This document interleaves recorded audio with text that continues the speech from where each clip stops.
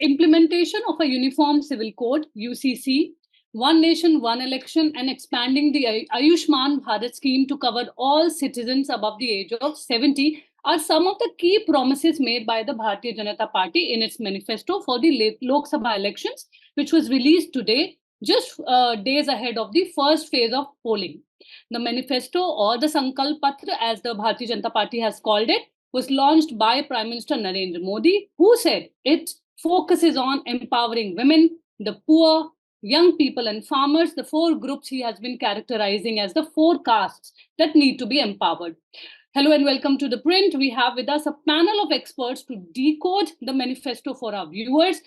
Please welcome Rahul Verma, who's a political scientist and a fellow at the New Delhi-based think tank Center for Policy Research, CPR. Welcome, Rahul. We also have Associate Professor Chandrachud Singh.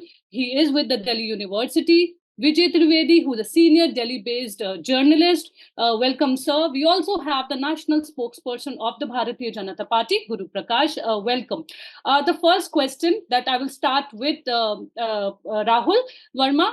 How do you see the manifesto? And if others can also give their views once he's done with it. Yeah. Yes, manifestos are like a formality in Indian elections, which needs to be done just before elections. Congress did it a couple of days ago, and BJP released it today. And we have the first phase of elections on 19th. See, most parties in manifesto basically talk about two things. One is if they were in power, what have been their achievements during power, and what would they if they come to power. And BJP's manifesto in that sense also covers these two sort of like points.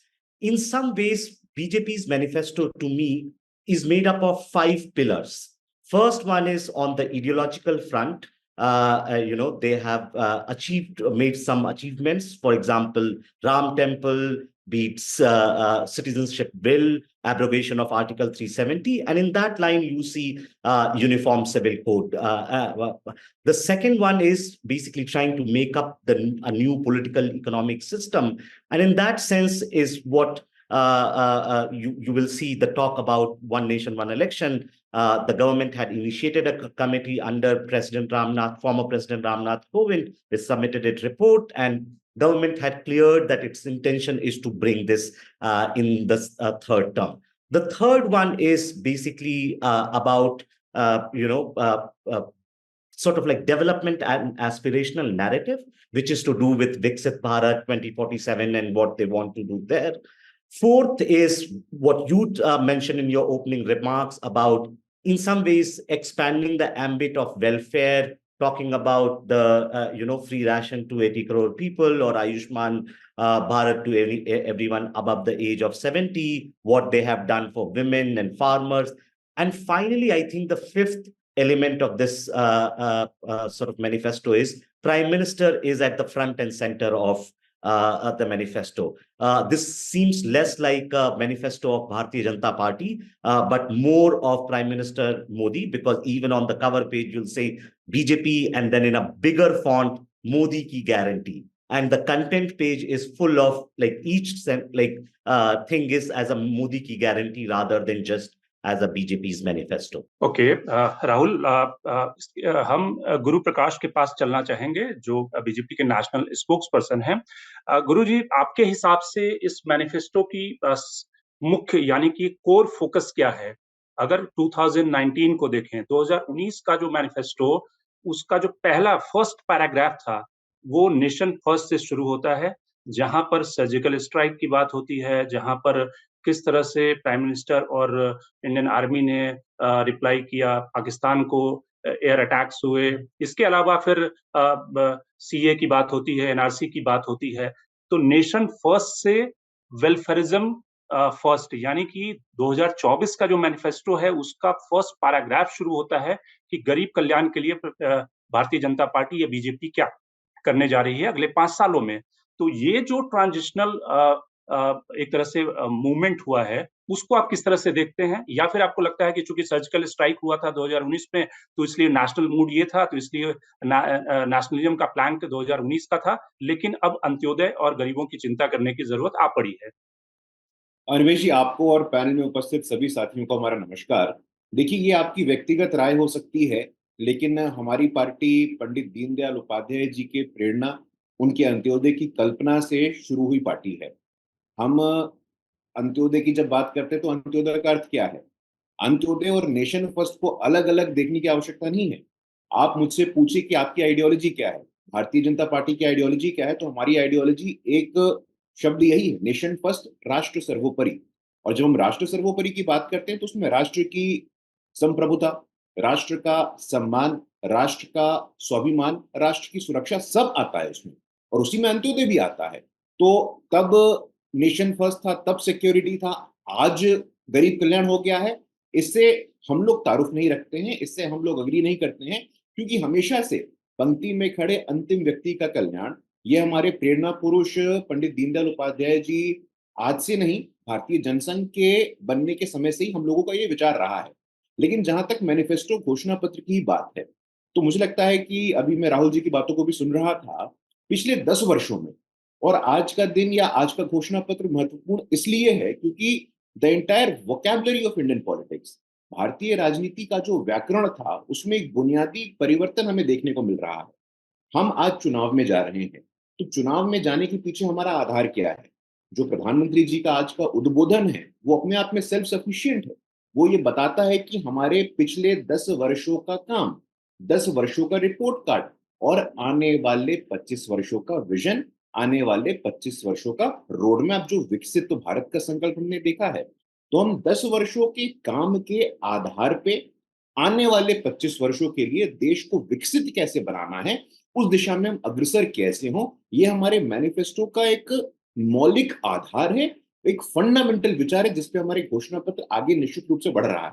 यदि आप हमारे घोषणा पत्र का एक आकलन करेंगे तो आप देखेंगे कि 24 वर्टिकल है।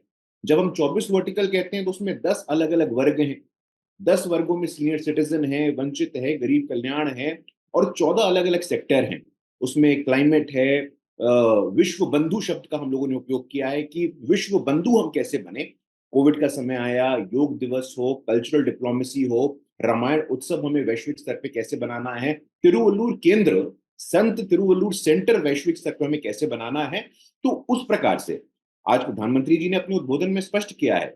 और एक, मैं इस बात से अपने इस ऑब्जर्वेशन को समाप्त करूंगा।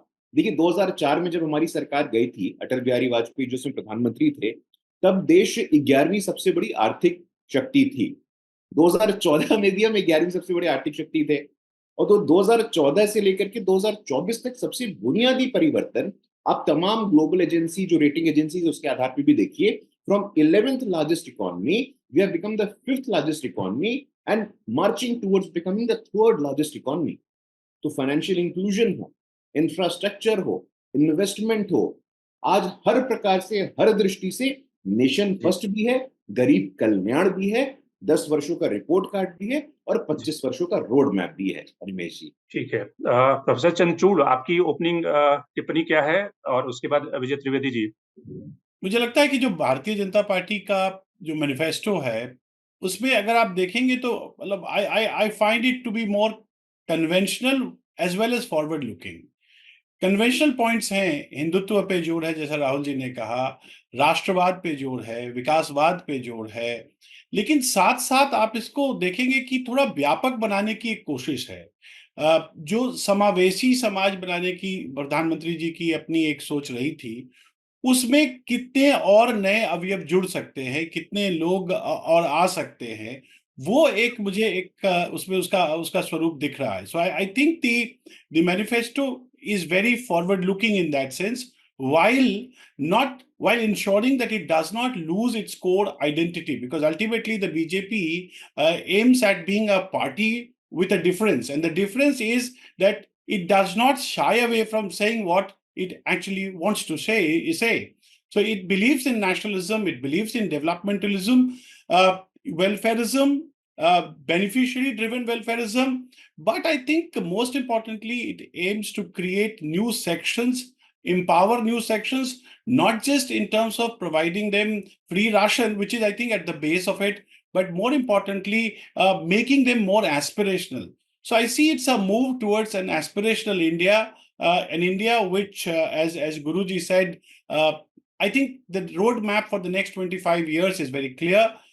The most important point, which was also mentioned by Rahulji, is the fact that it's also driven by the agenda of the BJP, but I think more importantly, it's also it places full faith in the credibility of the leader, the performance of the leader, and then based on the performance and credibility of leader, it appeals to the voter to that the voter trust it, and perhaps makes it move forward towards realization of one more term at least in the future. Vijay ji, Arun Shourie ने ये बात कही थी कि BJP क्या है, Congress plus काऊ, और काऊ में वो सारी बातें आ जाती है, हिंदुत्व के सारे जो प्लैंक हैं वो सारे आ जाते हैं।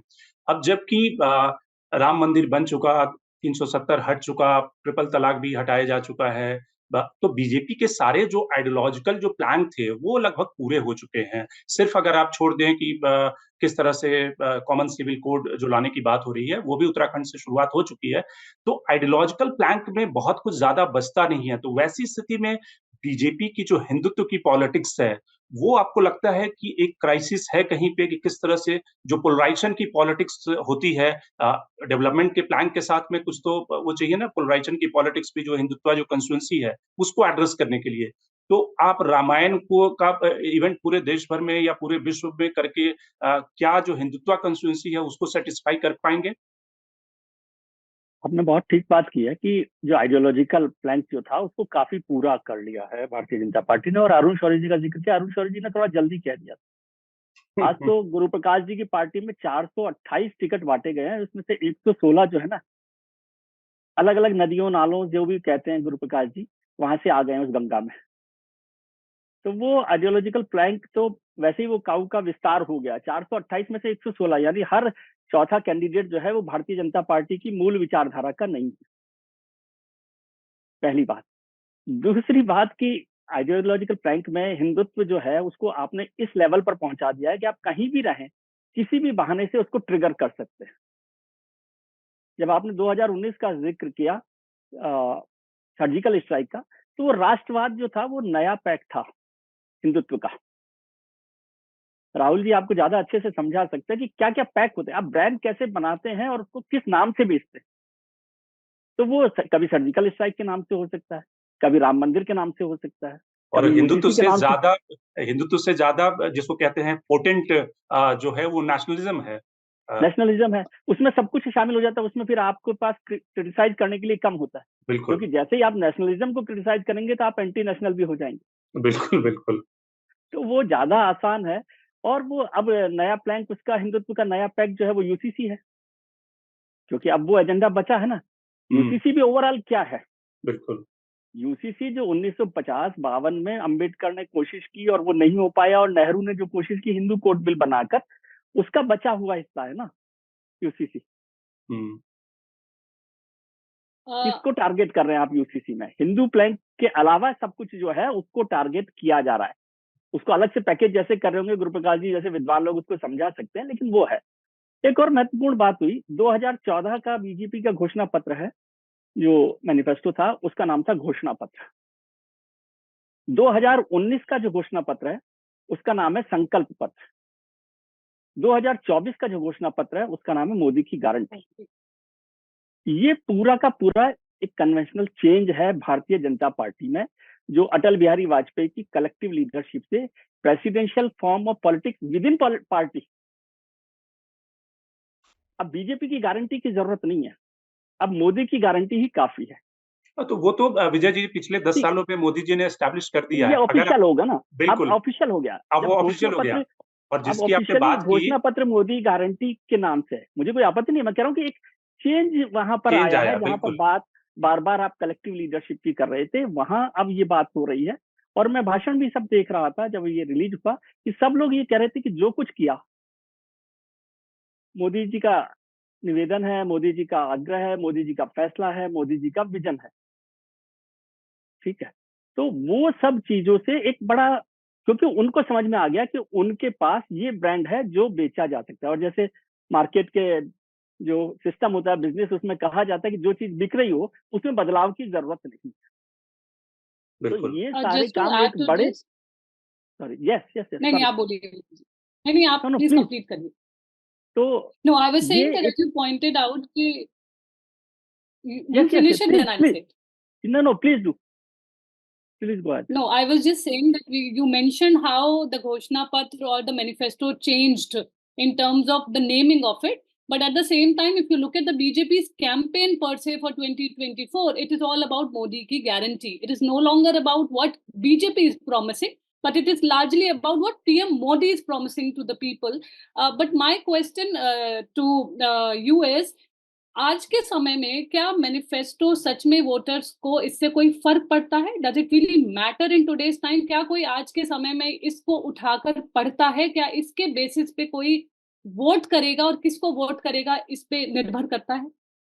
ये बात महत्वपूर्ण है, राहुल जी ने भी इस बात का जिक्र किया था अपने शुरुआती बात में, लेकिन एक फर्क है, आप देखिए, इसमें तारीफ करनी पड़ेगी। घोषणा पत्र को जब आप ये कहते हैं कि घोषणा पत्र बनाया, और अक्सर हम ये बात करते रहे, घोषणा पत्र बनाया, फिर अगले घोषणा पत्र से शंकर जी जैसे विद्वान लोग हैं वो पढ़ते रहते, पिछला वाला हुआ था उसको पूरा किया कि नहीं किया, नहीं, उस ये समय तो सारी हम बात लोग विजय जी, हम लोग तो उस जमाने में ये मजाक में कहते थे कि घोषणा पत्र पार्टी ऑफिस के पीछे के कमरे में पड़ी रहती है, इलेक्शन से पड़े 2 रहते दिन हैं। पहले कमेटी बना के उसी को लेकिन 2-3 पन्ने बीजेपी में, चेंज और करके। खासतौर जी, लेकिन मोदी जी की लीडरशिप में, प्रधानमंत्री मोदी की लीडरशिप में एक बड़ा चेंज आया।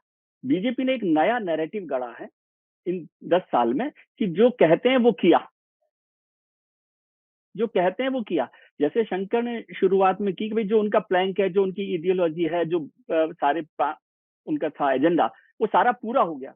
इसका मतलब जो उन्होंने वादा किया था वो पूरा किया। तो आज का जो संकल्प पत्र है वो अपने वोटर को ये भरोसा दिलाता है कि भाई जो आज ये कह रहे हैं वो कल वो पूरा करेंगे। हो सकता है बहुत सारी पार्टियों में इस बात को आज भी गंभीरता से नहीं लिया जा रहा, और ज्यादातर वोटर कोई घोषणा पत्र पढ़ के वोट नहीं दे रहा, लेकिन फिर भी बीजेपी इस पर एज पर आए हैं कि उन्होंने ये बात कही कि जो कहा था वो किया। और आज हम सब इस पर डिबेट करेंगे भी उन्होंने कर लिया, अब वो अच्छा किया, खराब किया, क्या नहीं किया, वो अलग मुद्दा है, लेकिन जो उन्होंने कहा वो उसे पूरा किया। तो जब आप गारंटी, इसीलिए वो गारंटी शब्द पर आ गए ना। प्रधानमंत्री क्या कहते हैं, मोदी की गारंटी का मतलब गारंटी की गारंटी। तो गारंटी की गारंटी का मतलब है कि आप मुझ पे भरोसा कीजिए, मेरी जुबान पर भरोसा कीजिए, जो हम लोग आम बोलचाल में कहते हैं कि जुबान पर भरोसा करें। आप सोचिए, पिछली बार राहुल गांधी जी ने 72,000 रुपए देने का एक प्रॉमिस किया था, लेकिन लोगों ने उसको नहीं लिया क्योंकि आपके वो क्रेडेंशियल्स नहीं है, लोग उस पर भरोसा नहीं कर रहे। उसकी बजाय वो 6,000 रुपए में खुश थे, और वो भी नहीं बढ़ाया। तो लोगों को ये लग रहा था कि किसान हाँ, सम्मान तो वो निधि भी कम बढ़ से कम जाएगा। 12 हो लेकिन जाए। जो बातें की गई अब, लेकिन अब आप सोचिए इस घोषणा पत्र में जो 2 महत्वपूर्ण बातें जिनका राहुल गांधी जी ने जिक्र किया कि महंगाई और बेरोजगारी, दोनों बड़े इशू हैं, उनका कोई जिक्र उस तरह से नहीं है कि इसका क्या रास्ता है, क्या रोड मैप है। हो सकता है गुरु प्रकाश जी को लगता हो कि ये इंपॉर्टेंट इशू नहीं है, या भारतीय जनता पार्टी को नहीं लगता हो कि ये दोनों इंपॉर्टेंट इशू पर चर्चा करनी चाहिए। और तीसरा जो बड़ा इशू है जिसको हम लोग बहुत सोचते रहते हैं वो है एमएसपी की गारंटी। पिछले 5 साल इस सरकार के एमएसपी की गारंटी पे डिबेट पर चले गए, और इतना बड़ा फैसला इस सरकार ने कोई नहीं किया जो एमएसपी की गारंटी को, किसानों के जो कानून थे उसको वापस ले लिया। गुरु प्रकाश जी, उसके बाद भी आपने उस पर कोई फैसला नहीं किया है, ये बहुत महत्वपूर्ण बात है। बाकी तो जनता को तय करना है कि वो क्या तय कर रहे हैं, क्या सोच रहे हैं, कितना इसके पर भरोसा करते हैं। गुरु प्रकाश जी, आपसे एक सवाल मैं लेना चाहूंगा कि अगर देखें 2014 मैनिफेस्टो का जो पहला पन्ना है वो करप्शन से शुरू होता है कि किस तरह से पॉलिसी पैरालिसिस, करप्शन और ब्लैक मनी को लाने के लिए प्रधानमंत्री अगर सरकार में बीजेपी आएगी तो क्या-क्या काम करेगी। आपको लगता है कि 2014 का जो चुनाव था वो प्रधानमंत्री एक चाय वाला से एस्पिरेशनल इंडिया को जगा रहे थे? ये चाय वाला किस तरह से भारत की एस्पिरेशन, उसकी आकांक्षाओं, उम्मीद को जगा करके भारत में एम्प्लॉयमेंट लाएगा, नौकरियां लाएगा, अच्छे दिन होंगे। 2019 में नेशनलिज्म पे चली गई, सर्जिकल स्ट्राइक हो गया और नेशनलिज्म के मुद्दे पे बीजेपी ने चुनाव लड़ा। 2024 का जो मैनिफेस्टो है, वो फिर से एक तरह से प्रधानमंत्री को लगता है कि उनका जो कोर वोटर है, जो ज्ञान की हम बात कर रहे हैं, ज्ञान को नेशनलिज्म तो मिल गया, लेकिन वो चाहता है कि नेशनलिज्म के अलावा क्या उसे मिलेगा? तो इसलिए बुलेट ट्रेन की बात हो रही है, इसीलिए सेमीकंडक्टर हब बनाने की बात हो रही है, मैन्युफैक्चरिंग हब बनाने की बात हो रही है और तमाम तरह के हब प्राइम मिनिस्टर ने और मैनिफेस्टो में है। तो आपको लगता है कि अल्टीमेटली तो रोजी-रोटी यानी कि जो रोटी, कपड़ा और मकान, यानी कि इंदिरा गांधी का जो वेलफेयर का जो मॉडल था, जिसके सहारे इंदिरा गांधी इतने दिनों तक सत्ता में रही, प्रधानमंत्री को उस मुद्दे पर आना पड़ा है। और किस तरह से रोटी कपड़े मकान के इशू को एड्रेस करें? बहुत सारे प्रश्न, बहुत सारे विचार विजय जी ने भी मेरे मन में रखे हैं और मुझे लगता है उसका जवाब मैं प्रयास करूंगा उलट देने दीजिए का। सारे विचार। हाँ, नहीं देखिए, ऐसा है कि सबसे पहले आपने एक शब्द का उपयोग किया, एस्पिरेशन। मुझे लगता है कि बहुत ही महत्वपूर्ण, बहुत ही इंपॉर्टेंट शब्द है एस्पिरेशन, और आपने 2014 आप हम लोगों को लेकर के गए। देखिए, 2014 और 2024 के चुनाव में समानता क्या है? 2014 में आपने चाय वाले की बात की। ये मुद्दा किसने बनाया था? मुझे अभी भी स्मरण है, कांग्रेस पार्टी की बैठक चल रही थी, कांग्रेस पार्टी का कन्वेंशन था, और देश के पूर्व विदेश मंत्री, कांग्रेस पार्टी के वरिष्ठ नेता ने ये as a matter of fact कह दिया कि चाय वाले हैं, यहाँ कांग्रेस के बैठक के बाहर आकर के चाय बेच सकते हैं। तो एस्पिरेशन के साथ साथ लड़ाई हमारी इस सोच से है, लड़ाई हमारी उस नव सामंतवाद के सोच से है, उस न्यू फ्यूडलिस्टिक सोच से है, जो इस बात को बर्दाश्त नहीं कर सकता है, जो इस बात को डाइजेस्ट नहीं कर सकता है कि सामान्य परिवार में, अति पिछड़ी जाति में जन्म लिया हुआ व्यक्ति भी देश का इतना शक्तिशाली, प्रभावशाली, कॉन्सिक्वेंशियल प्रधानमंत्री हो सकता है। Point number one. Point number two, over the course of the last 10 years अगर हम देखें, तो बार बार मैं शब्द पे थोड़ा और थ्रस्ट डालूंगा कि नव सामंतवाद क्या है। देश के इतिहास में पहली बार संविधान के सर्वोच्च स्थान पे, highest constitutional office is being occupied by an adivasi की बेटी। ये भी 75 वर्षों में पहली बार हुआ है। तो एक तरफ राहुल गांधी जी की कथनी है, उनकी पार्टी की कथनी है, और करनी में जो अंतर है वो हमें स्पष्ट रूप से दिखता है। दूसरा, आपने कहा कि महंगाई और बेरोजगारी। देखिए, महंगाई और बेरोजगारी इस देश में 1947 से मुद्दे थे, आज भी मुद्दे हैं। अप्रोच क्या है हमारा? महंगाई और बेरोजगारी दोनों का ही हम लोग एक average rate of inflation, average rate of unemployment 2004 से 14, 2014 से 24 अगर हम देखेंगे तो हम पाएंगे कि एवरेज रेट ऑफ इन्फ्लेशन और एवरेज रेट ऑफ अनएम्प्लॉयमेंट के मापदंड पे एनडीए गवर्नमेंट ने यूपीए गवर्नमेंट से फार बेटर किया है। मैं वॉट अबाउटरी में जाना नहीं चाहता था, मैं नहीं चाहता था कि भाई वॉट अबाउटरी में जाएं और पुनः वो सब बातें लेकर के आए, लेकिन कई बार ये बातें आवश्यक होती हैं तो बोलना पड़ता है। दूसरा, हम लोगों पे आरोप लगता है नेशनलिज्म वाला। देखिए निमेश जी, जब हम नेशनलिज्म की बात करते हैं, और एक सेंस ऑफ आइडियोलॉजिकल क्लैरिटी होना बहुत जरूरी है। इंडिया एज ए नेशन और वेस्ट एज ए नेशन, ये दो अलग अलग चीजें हैं। देखिए, वेस्ट में नेशन स्टेट का कॉन्सेप्ट था, हमारे यहाँ सिविलाइजेशनल स्टेट का कॉन्सेप्ट। इसीलिए वेस्ट में जो भी वहां भौगोलिक दृष्टि से राष्ट्रों का विभाजन हुआ है, हम राष्ट्र को एक जीवित सांस्कृतिक धारणा है हमारी। हमारी राष्ट्र की धारणा में आदि शंकराचार्य के 4 धाम आते हैं, हमारी राष्ट्र की धारणा में जम्बू द्वीप पे भारत खंडे आता है, और हम we wear it on our sleeves. We are a cultural, we are a civilisational state. So our idea of nationalism, our idea of Hinduness, you must try to distinguish it from the western nation state idea of nationalism. That is my point, because we very loosely use this term. हम लोग प्रायः अपने discussion में शब्द का बहुत ही loosely इस्तेमाल करते हैं। मुझे लगता है कि इससे हम लोगों को थोड़ा सावधान रहने की आवश्यकता है। तीसरा, अभी 116 उम्मीदवार हैं 428 में से, जो मौलिक रूप से, मूल रूप से जिनका डीएनए भाजपा का नहीं है, ऐसा कहा जा सकता है। देखिए, गंगा है, गंगा में कई लोगों का मिश्रण होता है, कई लोगों का संगम होता है, लेकिन राजनीति में या संवैधानिक तौर पे कोई व्यक्ति किसी एक पॉलिटिकल पार्टी में रहा, दूसरी पॉलिटिकल पार्टी में लड़के चुनाव नहीं लड़ सकता है, ऐसा कोई कॉन्स्टिट्यूशनल बार नहीं है।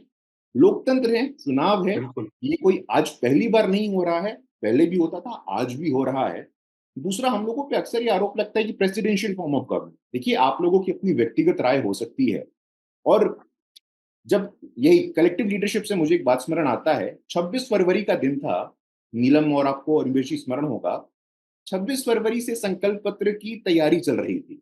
26 फरवरी को भारतीय जनता पार्टी के विस्तारित कार्यालय में एक बैठक होती है। उस बैठक में हमारे पार्टी के राष्ट्रीय अध्यक्ष जगत प्रकाश नड्डा जी कुछ वैनों की रवानगी करते हैं। उस बैठक में पूरे देश भर के चुनाव प्रबंधन समिति के, विशेष तौर पे संकल्प पत्र समिति के लोग उपस्थित होते हैं। उस बैठक में यह तय होता है कि हर विधानसभा स्तर पे संकल्प पत्र सुझाव पेटी को रखा जाएगा, और उस सुझाव पेटी में सुझाव इकट्ठा किया जाएगा। 90 90 90 2024, इस पर मिस्ड कॉल देकर भी आप सुझाव दे सकते थे। हैशटैग विकसित भारत का संकल्प आप मैसेज टाइप करके सुझाव दे सकते थे। तो ये प्रक्रिया कोई 15 दिन में हो गया, 10 दिन में हो गया, एक व्यक्ति से हो गया, ऐसा नहीं है। लंबे समय के बाद इस घोषणा पत्र को एकत्रित किया गया है। उस बैठक का ही एक नोट्स है मेरे पास, मैं बहुत कम समय में आपसे साझा करना चाहता हूँ। 2014 का मैनिफेस्टो था, उसमें 530 में से 529 प्रोमिसेस को हमने पूरा किया है, लगभग 99%। 2019 का जो मैनिफेस्टो है, 234 में से 222 प्रोमिसेस को हमने पूरा किया है, लगभग 95%। तो ये बहुत अच्छी बात है कि भारतीय राजनीति में अकाउंटेबिलिटी, भारतीय राजनीति में घोषणा पत्र को लेकर के एक रेलेवेंस और सिग्निफिकेंस, लोगों की आस्था उसमें स्थापित हो रही है। इसलिए लोकतांत्रिक प्रक्रिया में इन द एंटायर यूनिवर्स और the process of democratic processes, the idea of a manifesto, the idea of holding the political party accountable is a most welcome step। और इस नाते आज के डेवलपमेंट को हम डेमोक्रेसी के पॉइंट ऑफ व्यू से एक इंपॉर्टेंट डेवलपमेंट के रूप में देखते हैं। My next question would be for Chandrachud Singh and Rahul Verma. If we look at the manifesto, apart from what Vijay ji said, that no mention of MSP, we also found that NRC is also missing as far as the manifesto is concerned. There is no mention of doubling farmers' income. And apart from one sentence that I read, that the BJP government empowered women by protecting them from the barbaric practice of triple talaq, the manifesto makes no mention of Muslims or other religious minorities. This at a time when Prime Minister Narendra Modi has been talking about Sabka Saath, Sabka Vishwas. So in light of that, how do you see this manifesto, especially in terms of reaching out to all sections of the society? Chandrachud Singh ji, if you could start first and then Rahul. So I think, Neelam, the manifesto is something, I mean, I think as far as women are concerned, the focus is on improving the condition of people who are vulnerable. And the fact of the matter is that women are vulnerable, right?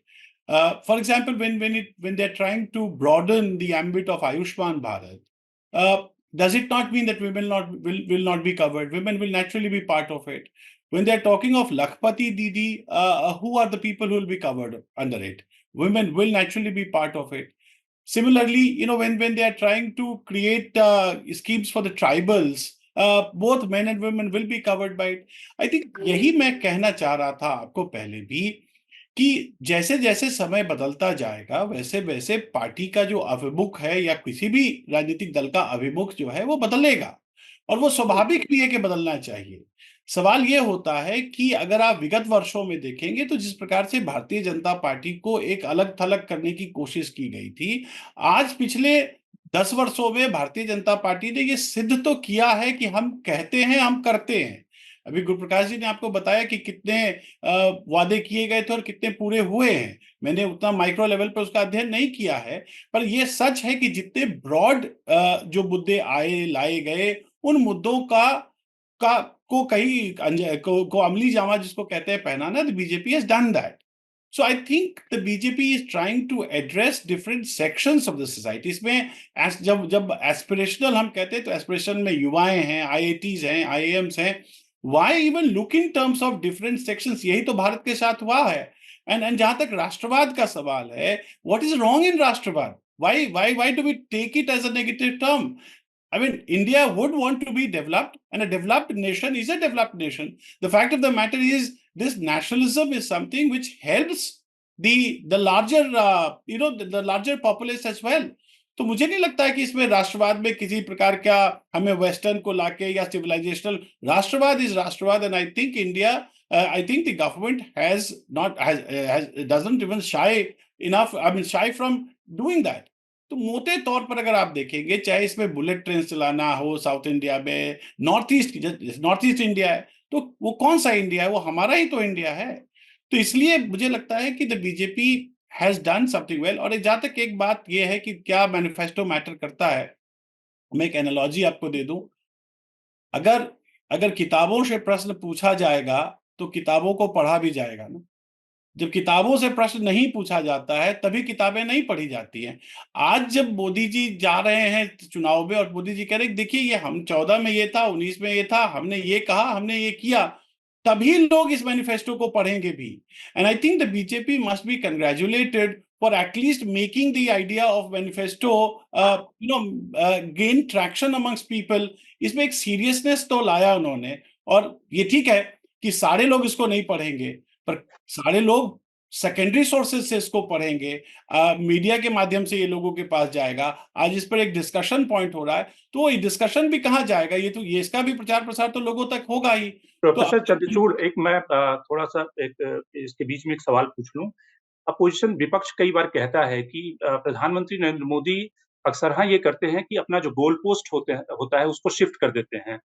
जब 2019 का जब manifesto आ रहा था तो उन्होंने 2047 की बात की। 2019 के मैनिफेस्टो में कहा कि किसानों की जो आय होगी 2022 में डबल कर देंगे। अब 2024 का जो मैनिफेस्टो है उसमें किसानों की आय डबल करने का इशू ही नहीं है, वो लाइन ही वहां से हटी हुई है। तो जो गोल पोस्ट है, आप जब कहते हैं कि 3 ट्रिलियन 5 ट्रिलियन की इकोनॉमी और थर्ड लार्जेस्ट इकोनॉमी हम बन जाएंगे, 2019 के मैनिफेस्टो में ये कहा गया था कि 2030 तक हम बन जाएंगे थर्ड इकोनॉमी। 2024 के मैनिफेस्टो में वो गायब है कि कब तक आप बनेंगे। तो गोल पोस्ट कई बार आप शिफ्ट कर देते हैं। जो लार्जर इशू है, जो अगर आप सीएसडीएस के का जो अभी 2 दिन पहले उनका प्री पोल जो सर्वे आया था, उसमें जो ये बातें कही गई कि जो इकोनॉमिक हार्डशिप और जो रियलिटी है, जो चैलेंजेज हैं, जो आम आदमी के एम्प्लॉयमेंट की जो चिंता है, उसमें उनकी रेटिंग अभी भी लोगों का डिससैटिस्फैक्शन है। तो जो फार्मर के आय दुगना करने का मुद्दा हो या फिर जो इकोनॉमिक दूसरे पैरामीटर्स हैं, वहां पे गोल पोस्ट लगातार वो शिफ्ट कर देते हैं। इस पे क्या कहेंगे आप? देखिए, मुझे लगता है कि अनवेश जी, हमें कुछ चीजों को समझने की आवश्यकता है। आप जिसको कहते हैं गोल पोस्ट चेंज करना, दरअसल मुझे नहीं लगता कि गोल पोस्ट चेंज हो रहा है। मैं इसलिए कह रहा हूं कि आप किसी चीज को दो तरीके से देख सकते हैं। आप आय दुगनी करने की बात कर रहे हैं, भारतीय जनता पार्टी ये कह रही है कि हम संरचनाओं का, किसान की संरचनाओं का विकास कर देंगे। अब वो संरचनाओं की विकास, वाई इवन डबल? जब संरचनाओं का विकास हो सकता है कि तो डबल से ज्यादा भी तो उनकी आमदनी हो सकती है। आप अगर जो स्ट्रक्चरल समस्याएं हैं, वो आमदनी आज किसानों की दुगनी क्यों नहीं हुई है, इसका मतलब है कि किसानों के और किसानी से संबंधित कुछ संरचनात्मक समस्याएं हैं।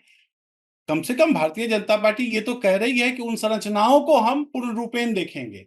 हम सिर्फ, देखिए यही मैं कह रहा हूं कि अगर आप सिर्फ आय को देखेंगे तो वो एक पेरिफेरल चीज है, पर अगर आप उसको केपेबल बना दें, संरचनाओं को सुदृढ़ कर दें, संरचनाओं में विकास कर दें, तो हो सकता है कि वो वो किसान जो है उस रूप में दया भाव पर का पात्र नहीं बनकर रह जाएगा, बल्कि उसका स्वाभिमान बढ़ जाएगा, उसमें समृद्धि आ जाएगी। एक बात। दूसरा सवाल जो आपने ये किया कि दूसरा सवाल क्या था आपका, मैं मिस कर रहा हूं, आपने कुछ कहा था ना एक। मैंने कहा कि सीएसडीएस का जो प्री पोल सर्वे है, उसमें जो इकोनॉमिक एक बात हार्डशिप है। समझता हूं, ये कल भी मैंने कहीं कहा था कि देखिए चुनौतियां हैं। आप 10 वर्षों में ये सोच रहे हैं कि 10 वर्षों में जो पहले की समस्याएं थी वो सारी समाप्त हो जाएंगी, चाहे वो भारतीय जनता पार्टी हो या कोई और पार्टी हो। ये समझ लेना कि 10 वर्षों में सारी समस्याएं समाप्त हो जाएंगी, ये जादुई कोई छड़ी किसी के पास होता नहीं है। विकास दो तरीके से होता है। एक रैडिकल, जिसको आप कहते हैं, रैडिकल विकासवादी लोगों का क्या हश्र हुआ, वो 20वीं सदी में सोवियत संघ के विघटन से सबने देख लिया, जो रैडिकलिज्म पर ज्यादा उसमें जोर देते थे। क्रमिकता से धीरे धीरे विकास होता है, और मुझे लगता है कि 10 वर्षों में आप देखेंगे तो कम से कम 25 करोड़ लोग गरीबी रेखा से ऊपर भी आए। तो धीरे धीरे रेमना धीरे सब कुछ होए, माली सींचे 100 घड़ा, ऋतु आए फल होए। ये भी एक कहावत हमने तो ये पढ़ा है ना, ये दोहा हमने पढ़ा है।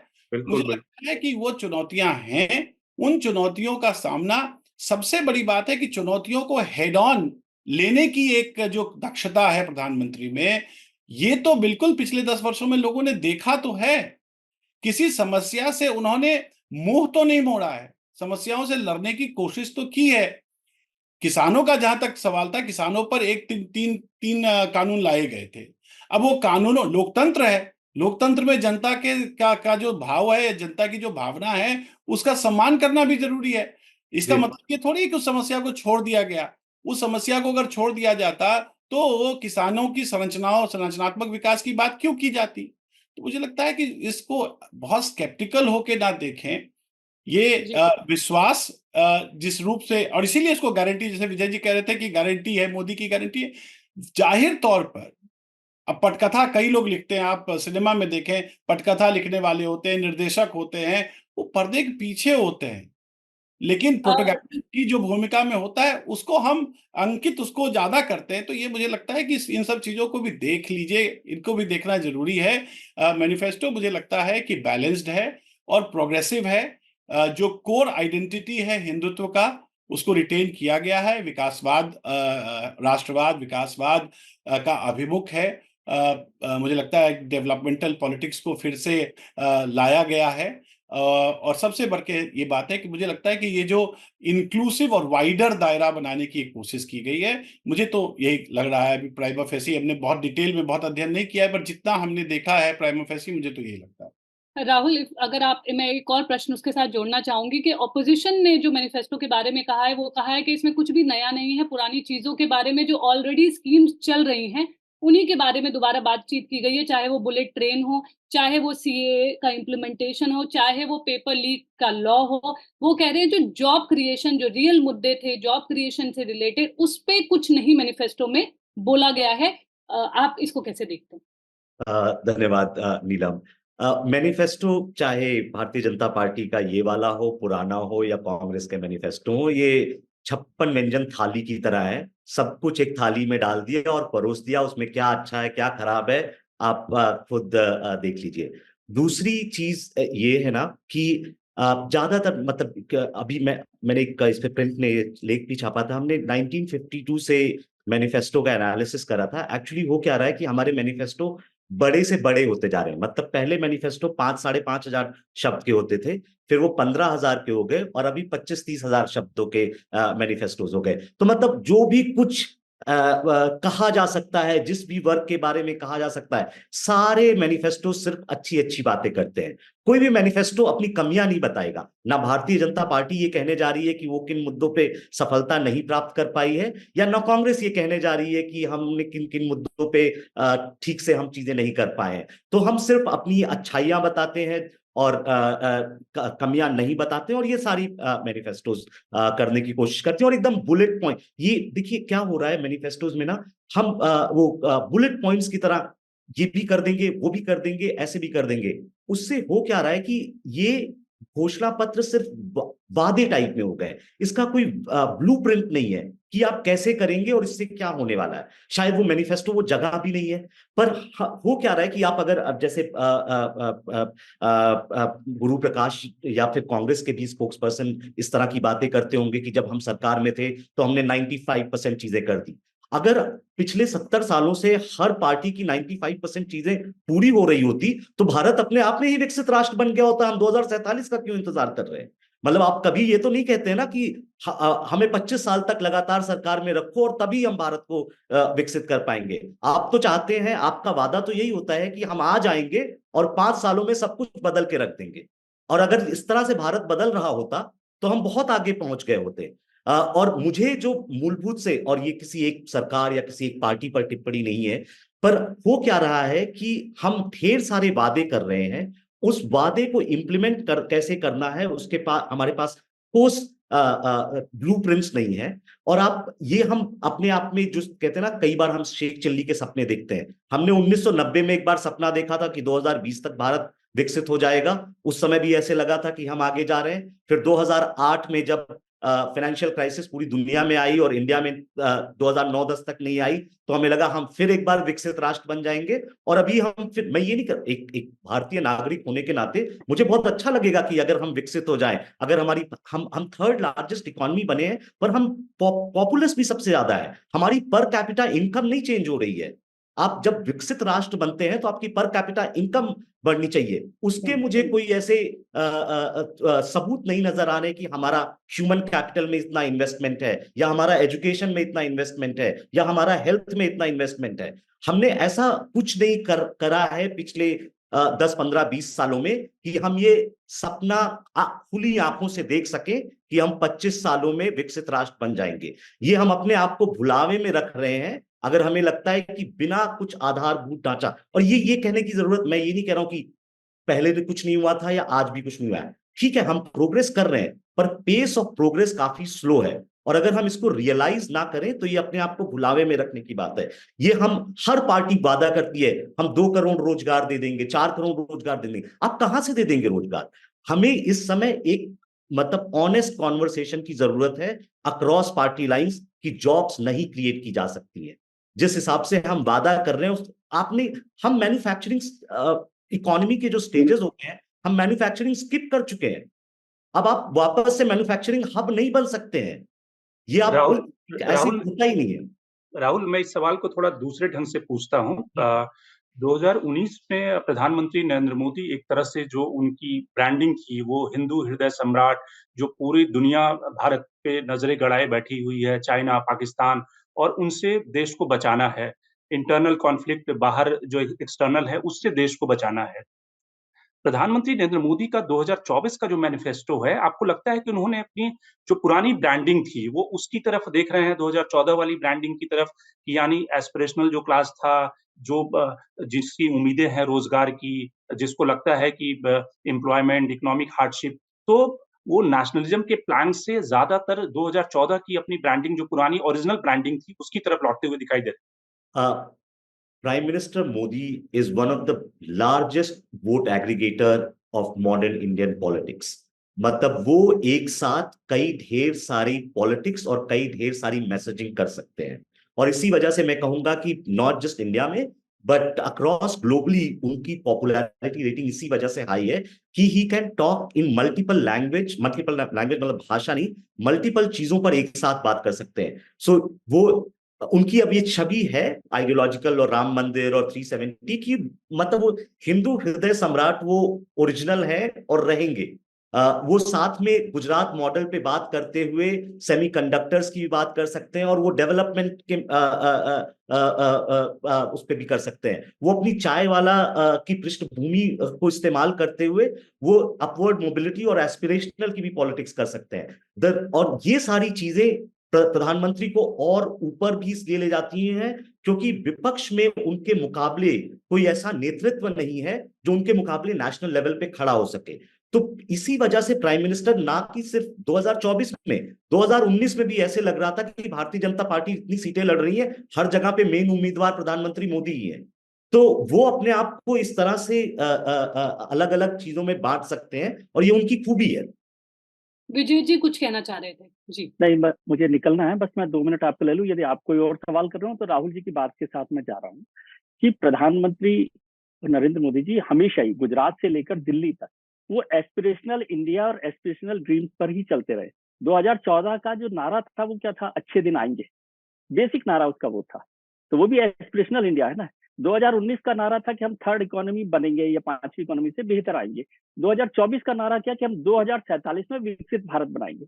तो एस्पिरेशनल इंडिया उनका एक बेसिक थीम है, बाकी सब चीजें उसमें मिल रही हैं। जैसे राहुल जी ने भी कहा कि 56 भोग की थाली है, तो थाली में सब चीजें, और हिंदुस्तानियों को थाली पसंद है, लेकिन एस्पिरेशनल इंडिया है। लेकिन एक फर्क समझना चाहिए एस्पिरेशनल इंडिया के ड्रीम में कि बुनियाद, और हम लोग एक सीरियल होते थे, नीलम ने पता नहीं देखे होंगे कि नहीं, शंकर, तो मैंने उस भी जमाने देखा में है अच्छा, तो वो और उससे ज्यादा पॉपुलर एकता कपूर के सीरियल बने, और उससे ज्यादा पॉपुलर हुई करण जौहर की फिल्में। वो एस्पिरेशनल इंडिया की फिल्में हैं, एस्पिरेशनल इंडिया का सीरियल है।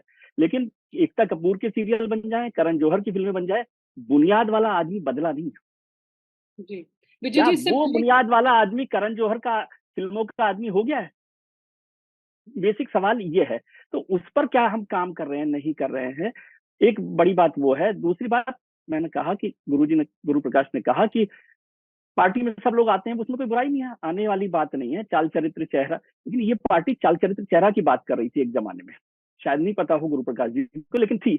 दूसरी बात, गंगा का बार बार जिक्र होता है कि गंगा में सब नदियां छोटी बड़ी मिल विजय जाती जी, हैं और वो वो गंगा तो हो जाती हैं। विजय जी, आप जो चाल चरित्र एक लाइन चेहरे वाली बात कह रहे हैं, उस पे तो अमित शाह ने मीटिंग में ये कहा। उन्होंने कहा कि जो कांग्रेस के इतने सारे लोग आ रहे हैं, तो आप लोग डरे हुए हैं। उन्होंने कहा कि आप बताओ कि आप लोग को 25 साल में कुछ मिला क्या? अपने पार्टी वालों को उन्होंने कहा, तो आप लोग क्यों डरे हुए कि कांग्रेस वालों को मिल जाएगा? तो वो नहीं, कह ठीक रहे है, हैं वो मैं उस कि पर ये नहीं जा रहा हूँ। समुद्र है, इसमें लोग आएंगे, आप डरो मत। नहीं, लेकिन मैं दूसरी बात कह रहा हूँ सर कि गंगा में नदी नाले सब मिलते हैं, ये ठीक बात है, और वो गंगा हो जाते हैं। लेकिन गंगा का क्या हाल हुआ, ये भी कभी पूछा है आपने? गंगा जो है वो उन नदी नालों की वजह से आज सांस लेने लायक नहीं रही है, ये भी ध्यान रखिए। और गुरु प्रकाश जी को पता होगा, शंकर तो है ना पार्टी में बहुत रहते थे, इनके पास पुराने लीडर बहुत फोन करते रहते हैं कि उनके लिए अब जगह ही नहीं बची है। वो कमरा तो एक ही है, उसमें लगातार बाहर से लोग आए जा रहे हैं, तो अब थोड़े दिनों में वो खिड़की से पुराने वाले लोगों को बाहर निकालना पड़ेगा। इसमें वो मैं भी एक बस बड़ी एक चीज जी बस ऐड करना चाहूंगी। अभी पुष्कर सिंह धामी का, जो उत्तराखंड के चीफ मिनिस्टर है, हमने उनका इंटरव्यू लिया था, तो मैंने भी यही चीज पूछी थी कि जिस तरह से लोग आपके साथ जुड़ रहे हैं दूसरी पार्टी से, तो उन्होंने खुद कहा कि मैंने स्टेट प्रेसिडेंट से एक तरह से आग्रह किया है कि इसकी स्पीड को थोड़ा रिड्यूस किया जाए, कोई क्राइटेरिया बनाया जाए, क्योंकि ऐसे तो सब लोग ही अगर इस पार्टी में आ जाएंगे तो जो पहले हैं उनका क्या होगा। तो जो एक तरह से कमिटेड हैं, जो पहले से पार्टी के साथ रहे राइट हैं, जो लंबे समय से रहे हैं, उनका क्या होगा। तो खुद ये पार्टी में एक लेवल पे तो ये मंथन हो ही रहा है, चाहे ऑफिशियली बोला जाए या ना बोला जाए, लेकिन जो कार्डर है एक लेवल पे उसको ये पिंच कर रहा है। नहीं, मंथन नहीं, मंथन की जगह परेशानी शब्द लीजिए। परेशानी सही शब्द है। और वो अभी इसलिए नहीं महसूस हो रहा आपको क्योंकि अभी आप सत्ता में हैं, आप 8-10 राज्यों में सरकारों में हैं, केंद्र में सरकार में है। रोज गुरु प्रकाश जी एक ऑर्डर कर देते गवर्नर बनाने के लिए किसी को, फिर नीलम को कहीं और भेज देंगे, फिर शंकर को कहीं और भेज देंगे। तो वो हम बोल नहीं रहे, लेकिन जिस दिन आप सरकार में नहीं होंगे उस दिन ये सारा गुस्सा, उस दिन ये सारी नाराजगी, उस दिन ये परेशानी का सबब जो है ना आपको नजर आएगा। और जो पार्टी आइडियोलॉजी पर चल रही हो, ऐसा दावा करती रही हो, उसके लिए थोड़ा सा मुश्किल काम है आज जीतने के लिए। वो क्राइटेरिया तो उन्होंने फिक्स कर रखा है ना, विनेबिलिटी, जो जीतेगा वो पार्टी के अंदर। तो वो, और उसमें ऐसा भी करते हैं कि जो 12 लोग सबसे ज्यादा वोटों से जीते, हाईएस्ट मार्जिन से जो 12 लोग जीते हैं, उसमें से 7 लोगों को पार्टी ने टिकट नहीं दिया है। वो तो क्राइटेरिया उनको पता होगा, लेकिन मैं तो ऐसे स्टडी जो थोड़ा सा पढ़ा उसकी बात कर रहा हूँ। बहुत महत्वपूर्ण मुद्दे हैं। एक और गुरु प्रकाश जी ने आज बड़ा एक अच्छा ट्विस्ट दिया है। जो शंकर ने पूछा था, नेशनलिज्म पर चर्चा हो रही थी, राहुल जी ने भी चर्चा की, उन्होंने कहा सिविलाइजेशनल कल्चरल, जो सिविलाइजेशनल कल्चरल एक थॉट प्रोसेस की बात नेशन की है। तो वो बहुत सारे मैसेजेस देता है, जो जिनको समझ में आएगा उनको समझ में आ जाएगा, जिनको नहीं आएगा वो फिर आगे चलेंगे। तो ये बहुत सारे मुद्दे हैं। और महत्वपूर्ण मुद्दा होता है, इकोनॉमी की बात हो रही है, जो थर्ड इकोनॉमी बनाए, फिफ्थ इकोनॉमी बनाए, 25 करोड़ लोगों को बाहर निकाल दें। यदि ये सब हो रहा है तो फिर 80 करोड़ लोगों को मुफ्त अनाज क्यों दे रहे हैं? कौन से 80 करोड़ लोग हैं जो अभी तक गरीबी बैठे हुए हैं?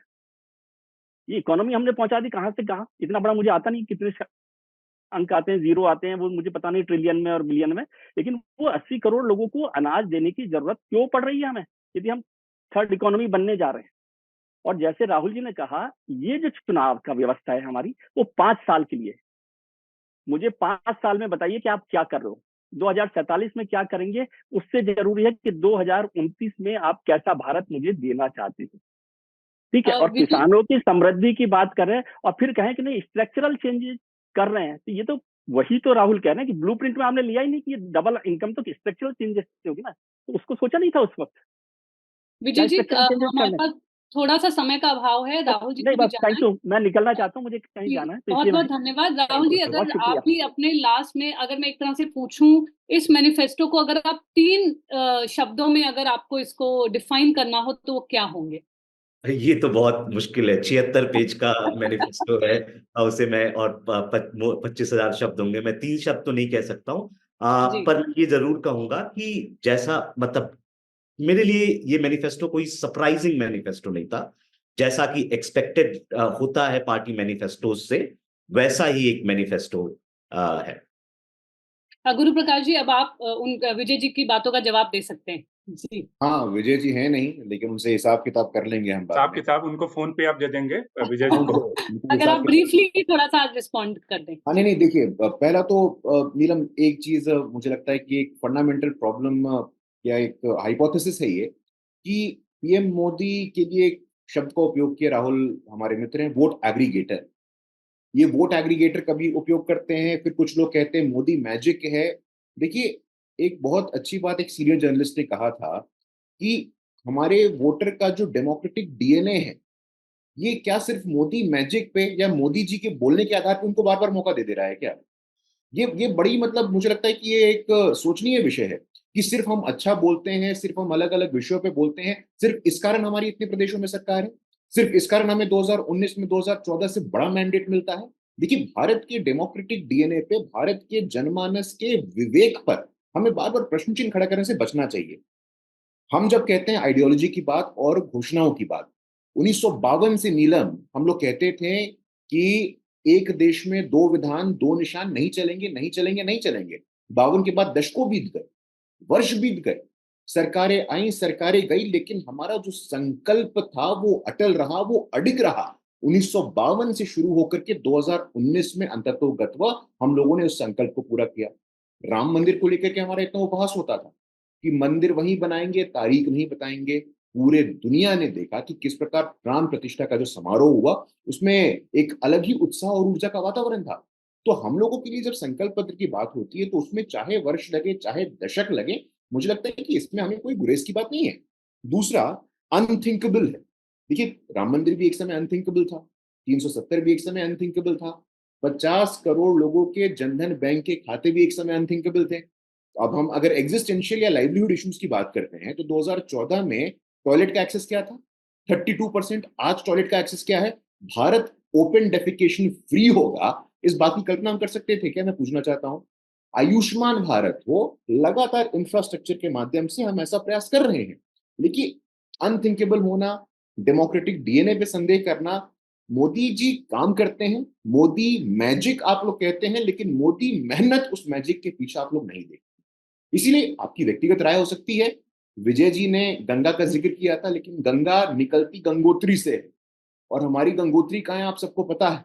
हमारी गंगोत्री एकात्म मानव दर्शन है, हमारी गंगोत्री सांस्कृतिक राष्ट्रवाद है, हमारी गंगोत्री नेशन फर्स्ट है। तो गंगोत्री निकलेगी, और गंगा का बहाव है, लोकतंत्र का बहाव है।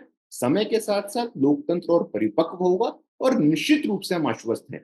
भारत के 140 करोड़ लोगों के विवेक पे हमें पूरा भरोसा है। यदि हमें मौका मिलता है, जनादेश मिलता है, आशीर्वाद मिलता है, तो उसके पीछे हमारा पराक्रम है, हमारा मेहनत है, और हमारी श्रद्धा है।